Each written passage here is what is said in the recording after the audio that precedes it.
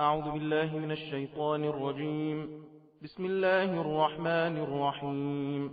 قال الملأ الذين استكبروا من قومه لنخرجنك يا شعيب والذين آمنوا معك من قريتنا أو لتعودن في ملتنا. قال أولو كنا كارهين. قد افترينا على الله كذبا إن عدنا في ملتكم بعد إذ نجانا الله منها،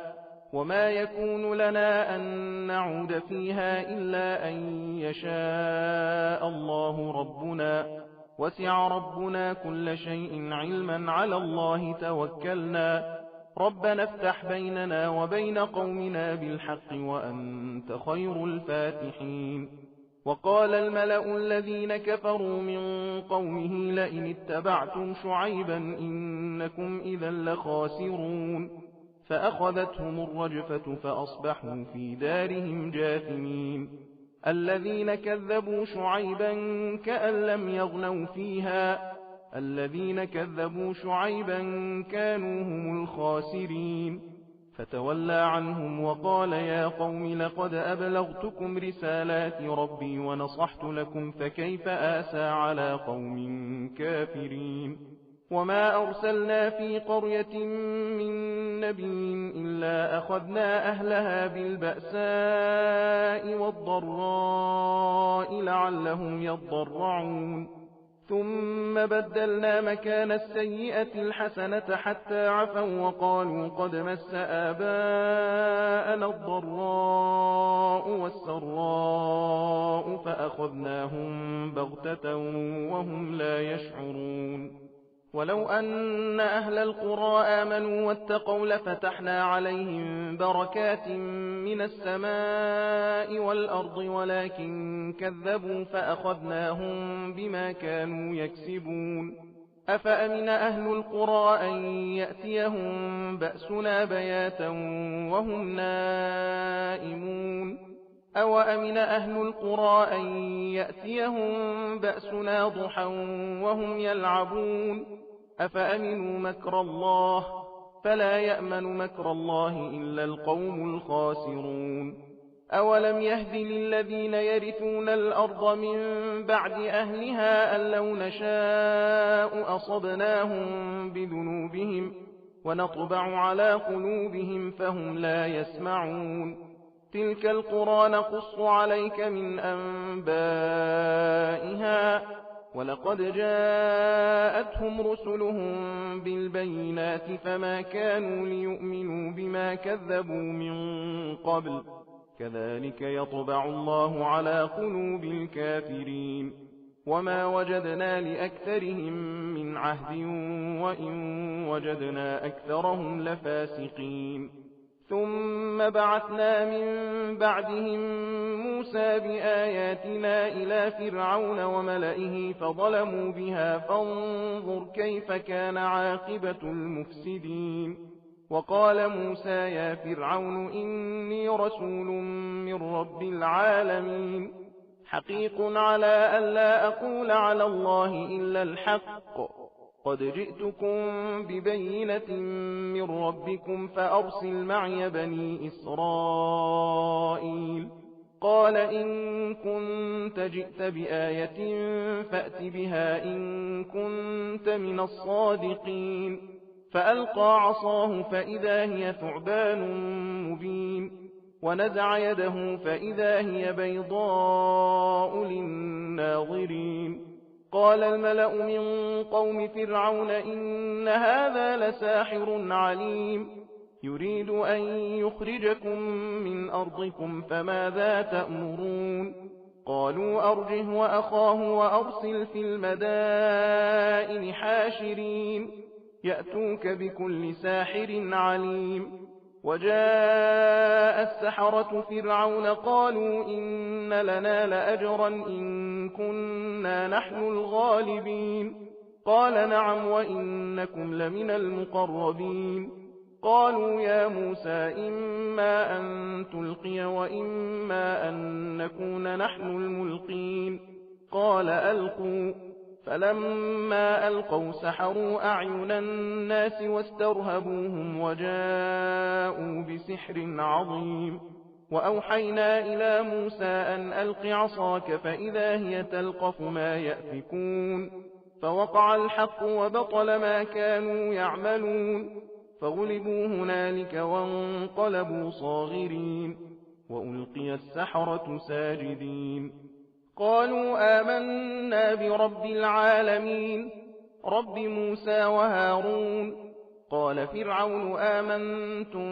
به قبل أن آذن لكم إن هذا لمكر مكرتموه في المدينة لتخرجوا منها أهلها فسوف تعلمون لأقطعن أيديكم وأرجلكم من خلاف ثم لأصلبنكم أجمعين قالوا إنا إلى ربنا منقلبون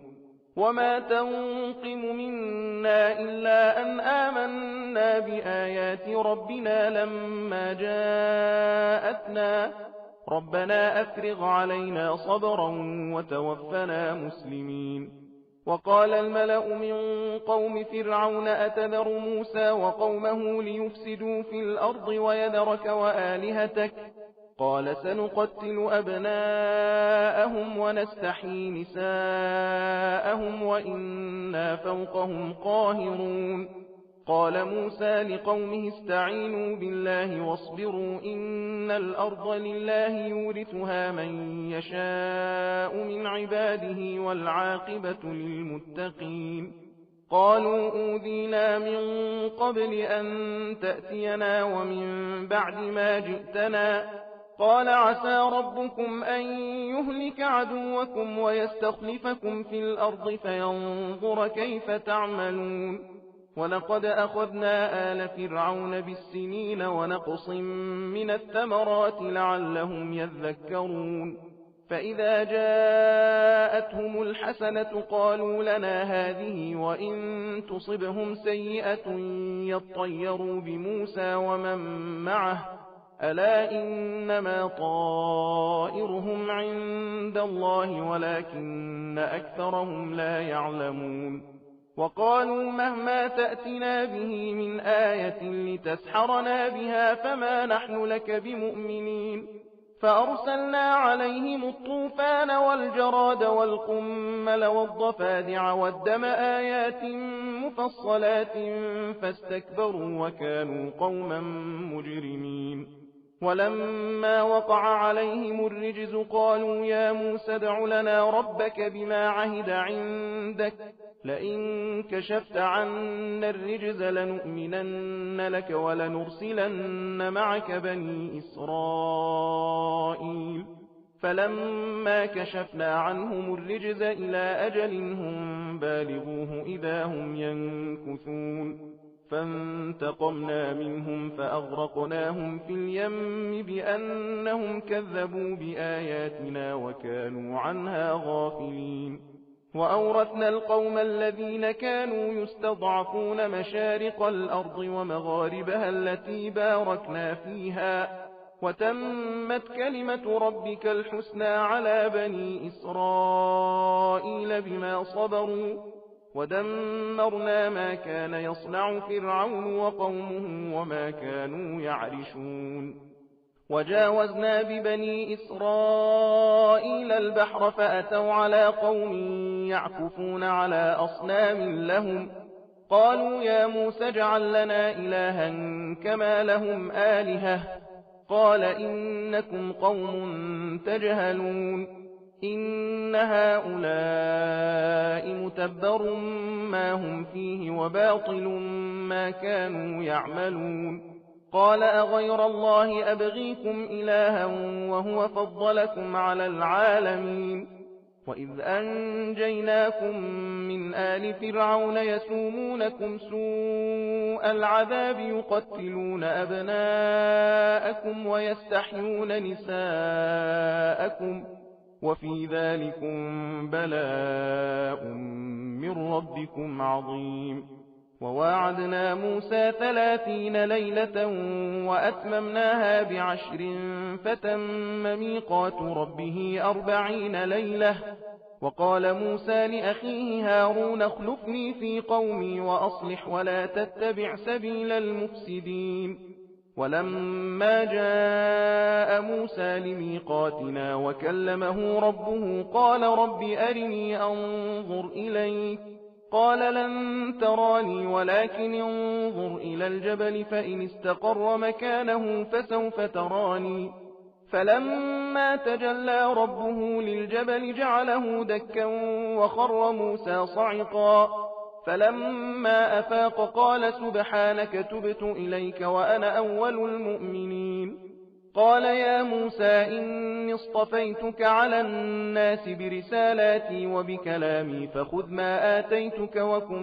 من الشاكرين. وكتبنا له في الألواح من كل شيء موعظة وتفصيلا لكل شيء فخذها بقوة وأمر قومك يأخذوا بأحسنها سأريكم دار الفاسقين.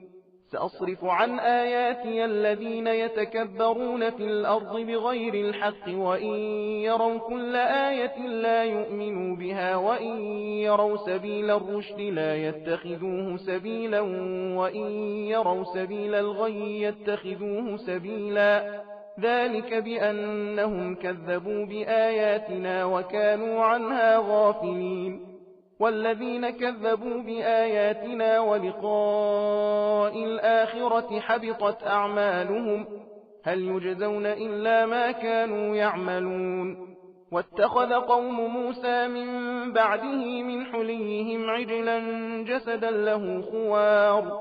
ألم يروا أنه لا يكلمهم ولا يهديهم سبيلا اتخذوه وكانوا ظالمين. ولما سقط في أيديهم ورأوا أنهم قد ضلوا قالوا لئن لم يرحمنا ربنا ويغفر لنا لنكونن من الخاسرين. ولما رجع موسى إلى قومه غضبان أسفا قال بئس ما خلفتموني من بعدي أعجلتم أمر ربكم وألقى الألواح وأخذ برأس أخيه يجره إليه قال ابن أم إن القوم استضعفوني وكادوا يقتلونني فلا تشمت بي الأعداء ولا تجعلني مع القوم الظالمين. قال رب اغفر لي ولأخي وأدخلنا في رحمتك وأنت أرحم الراحمين. إن الذين اتخذوا العجل سينالهم غضب من ربهم وذلة في الحياة الدنيا وكذلك نجزي المفترين. والذين عملوا السيئات ثم تابوا من بعدها وآمنوا إن ربك من بعدها لغفور رحيم. ولما سكت عن موسى الغضب أخذ الألواح وفي نسختها هدى ورحمة للذين هم لربهم يرهبون. واختار موسى قومه 70 رجلا لميقاتنا فلما أخذتهم الرجفة قال رب لو شئت أهلكتهم من قبل وإياي أتهلكنا بما فعل السفهاء منا إن هي إلا فتنتك تضل بها من تشاء وتهدي من تشاء أنت ولينا فاغفر لنا وارحمنا وأنت خير الغافرين.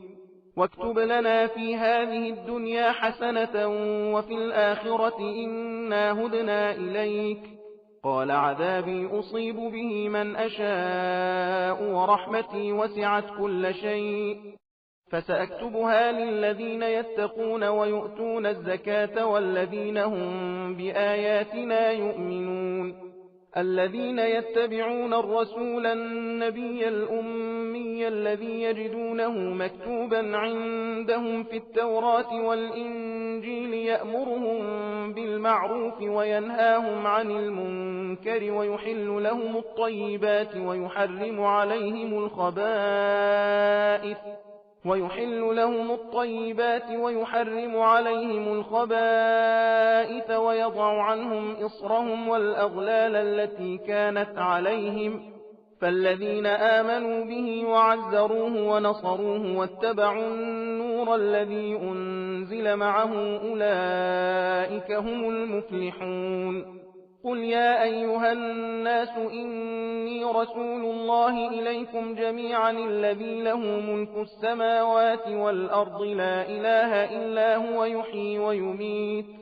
فآمنوا بالله ورسوله النبي الأمي الذي يؤمن بالله وكلماته واتبعوه لعلكم تهتدون ومن قوم موسى أمة يهدون بالحق وبه يعدلون وقطعناهم 12 أسباطا أمما وأوحينا إلى موسى إذ استسقاه قومه أن اضرب بعصاك الحجر فانبجست منه 12 عينا قد علم كل أناس مشربهم وظللنا عليهم الغمام وأنزلنا عليهم المن والسلوى كلوا من طيبات ما رزقناكم وما ظلمونا ولكن كانوا أنفسهم يظلمون وإذ قيل لهم اسكنوا هذه القرية وكلوا منها حيث شئتم وقولوا حطة وادخلوا الباب سجدا نغفر لكم خطيئاتكم سنزيد المحسنين فبدل الذين ظلموا منهم قولا غير الذي قيل لهم فأرسلنا عليهم رجزا من السماء بما كانوا يظلمون واسألهم عن القرية التي كانت حاضرة البحر إذ يعدون في السبت إذ تأتيهم حيتانهم يوم سبتهم شرعا ويوم لا يسبتون لا تأتيهم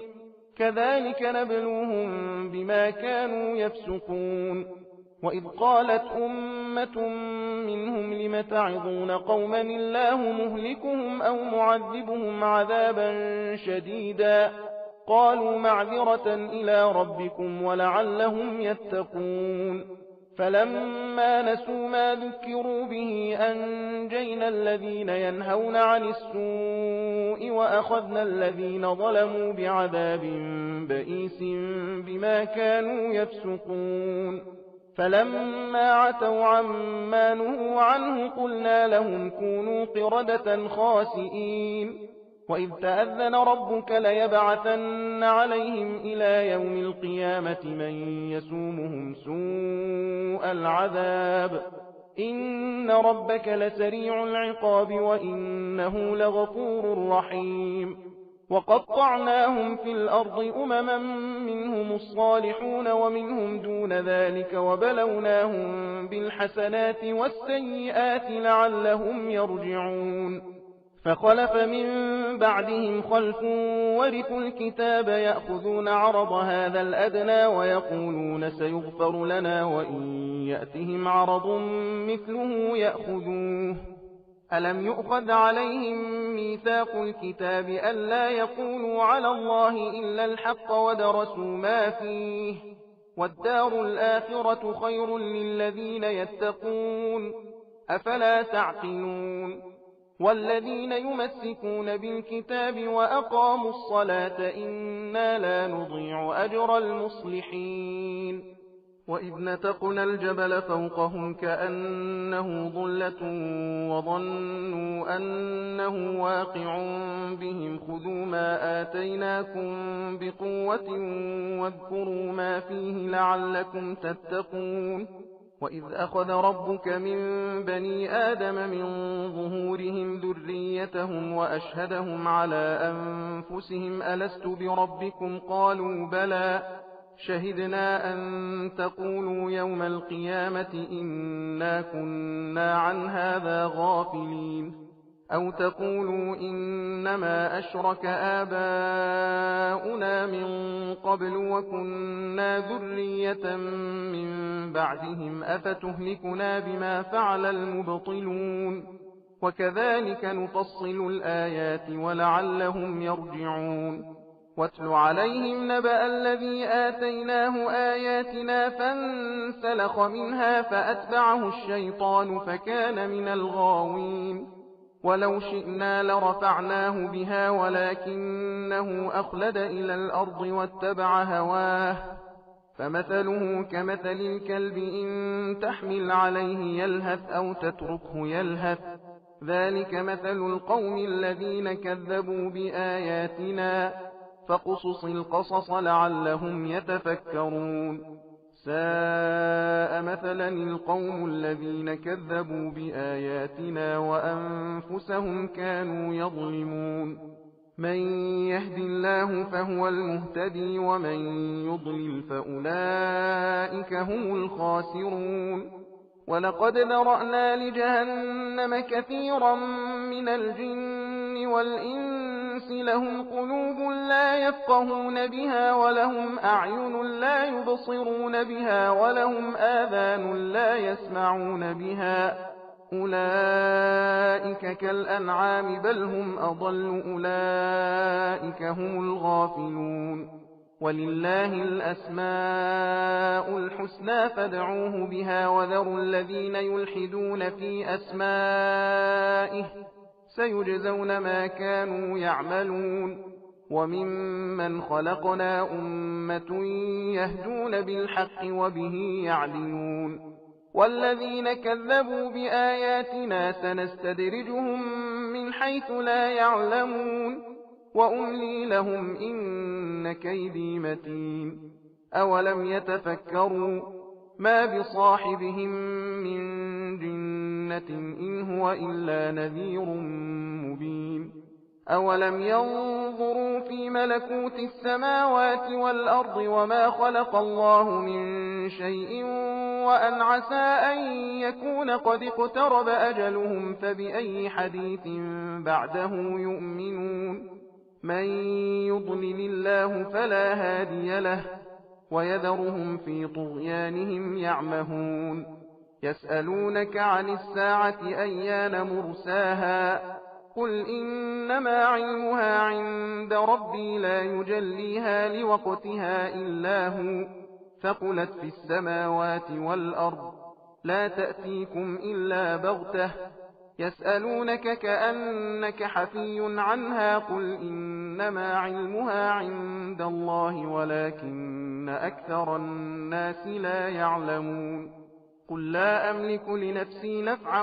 ولا ضرا إلا ما شاء الله ولو كنت أعلم الغيب لاستكثرت من الخير وما مسني السوء إن أنا إلا نذير وبشير لقوم يؤمنون هو الذي خلقكم من نفس واحدة وجعل منها زوجها ليسكن إليها فلما تغشاها حملت حملا خفيفا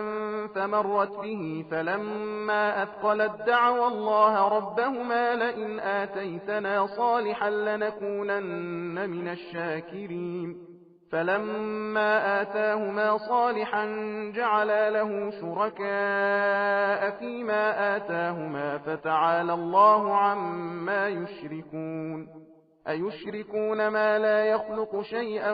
وهم يخلقون ولا يستطيعون لهم نصرا ولا أنفسهم ينصرون وإن تدعوهم إلى الهدى لا يتبعوكم سواء عليكم أدعوتموهم أم أنتم صامتون إن الذين تدعون من دون الله عباد أمثالكم فادعوهم فليستجيبوا لكم إن كنتم صادقين ألهم أرجل يمشون بها أم لهم أيدي يبطشون بها أم لهم أعين يبصرون بها أم لهم آذان يسمعون بها قل ادعوا شركاءكم ثم كيدون فلا تنظرون إن وليي الله الذي نزل الكتاب وهو يتولى الصالحين والذين تدعون من دونه لا يستطيعون نصركم ولا أنفسهم ينصرون وإن تدعوهم إلى الهدى لا يسمعوا وتراهم ينظرون إليك وهم لا يبصرون خذ العفو وأمر بالعرف وأعرض عن الجاهلين وإما ينزغنك من الشيطان نزغ فاستعذ بالله إنه سميع عليم إن الذين اتقوا إذا مسهم طائف من الشيطان تذكروا فإذا هم مبصرون وإخوانهم يمدونهم في الغي ثم لا يقصرون وإذا لم تأتهم بآية قالوا لولا اجتبيتها قل إنما أتبع ما يوحى إلي من ربي هذا بصائر من ربكم وهدى ورحمة لقوم يؤمنون وإذا قرئ القرآن فاستمعوا له وأنصتوا لعلكم ترحمون واذكر ربك في نفسك تضرعا وخيفة ودون الجهر من القول بالغدو والآصال ولا تكن من الغافلين إن الذين عند ربك لا يستكبرون عن عبادته ويسبحونه وله يسجدون بسم الله الرحمن الرحيم يسألونك عن الأنفال قل الأنفال لله والرسول فاتقوا الله وأصلحوا ذات بينكم وأطيعوا الله ورسوله إن كنتم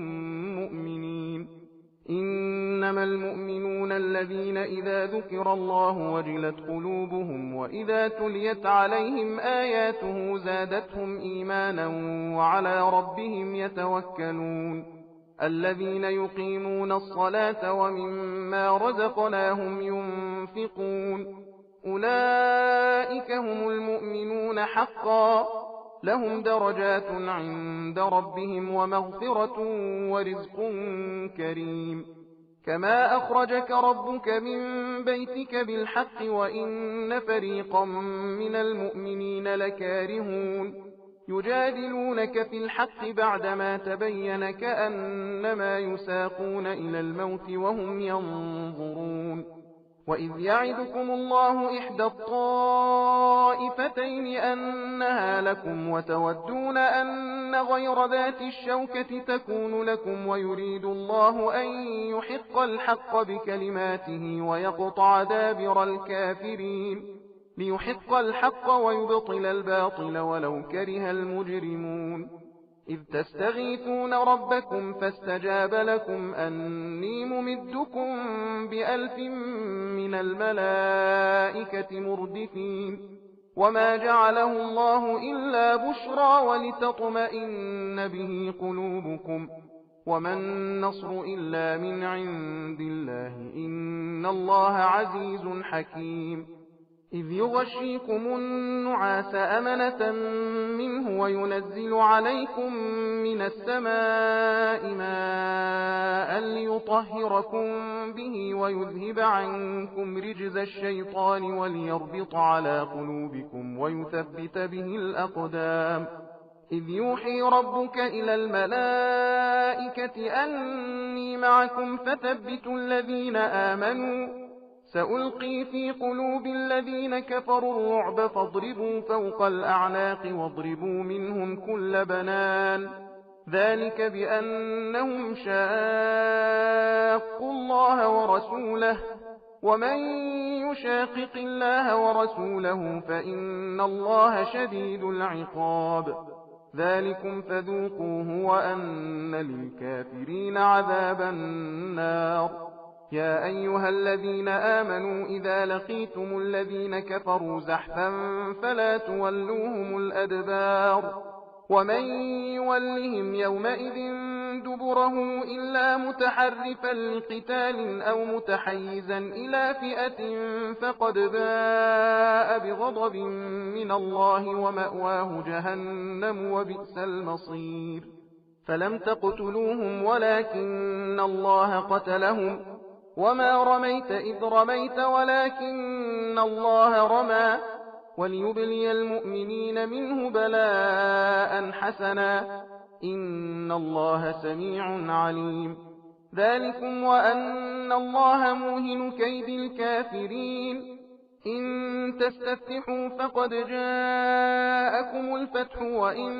تنتهوا فهو خير لكم وإن تعودوا نعد ولن تغني عنكم فئتكم شيئا ولو كثرت وأن الله مع المؤمنين. يا أيها الذين آمنوا أطيعوا الله ورسوله ولا تولوا عنه وأنتم تسمعون. ولا تكونوا كالذين قالوا سمعنا وهم لا يسمعون. إن شر الدواب عند الله الصم البكم الذين لا يعقلون. ولو علم الله فيهم خيرا لأسمعهم ولو أسمعهم لتولوا وهم معرضون. يا أيها الذين آمنوا استجيبوا لله وللرسول إذا دعاكم لما يحييكم واعلموا أن الله يحول بين المرء وقلبه وأنه إليه تحشرون. واتقوا فتنة لا تصيبن الذين ظلموا منكم خاصة واعلموا أن الله شديد العقاب. واذكروا إذ أنتم قليل مستضعفون في الأرض تخافون أن يتخطفكم الناس فآواكم وأيدكم بنصره ورزقكم من الطيبات لعلكم تشكرون. يا أيها الذين آمنوا لا تخونوا الله والرسول وتخونوا أماناتكم وأنتم تعلمون. واعلموا أنما أموالكم وأولادكم فتنة وأن الله عنده أجر عظيم. يا أيها الذين آمنوا إن تتقوا الله يجعل لكم فرقانا ويكفر عنكم سيئاتكم ويغفر لكم والله ذو الفضل العظيم. وإذ يمكر بك الذين كفروا ليثبتوك أو يقتلوك أو يخرجوك ويمكرون ويمكر الله والله خير الماكرين.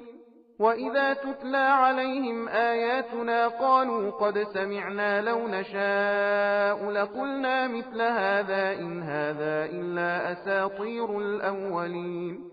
وإذ قالوا اللهم إن كان هذا هو الحق من عندك فأمطر علينا حجارة